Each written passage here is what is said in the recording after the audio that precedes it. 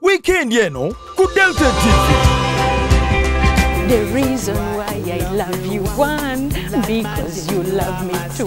The reason why I love you, two, I know you love me too. The reason I will stand with you, yeah, I knowing that you love me too. Na na na na na na na na na na, baby girl. Ezo zezimu kunsonga omwami John Kasule Magandazi ziyawadde mukyala we Faith Kayeni ensonga lwaki amwagala yamutonedde kadi ng'erimu ensonga 10 lwaki amwagala tubulireko emu kusogeza 10 bukakkamu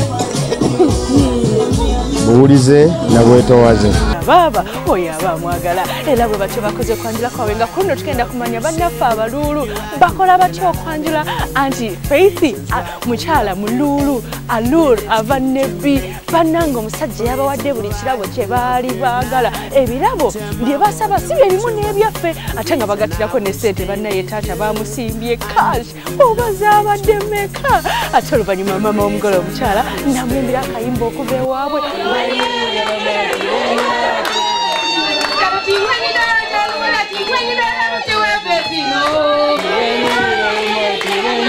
bayambadde bitengi tugenda kulaba kwegamba okwanjula kwabwe bwe kuba naye nga Faith yanyumye bulungi nnyo n'omwami we era byonna tubisiba mu programu y'okwanjula n'embaga ku Sande no zigenda kubeera 11 mpaka emu nange Sharita the reason why I love you too.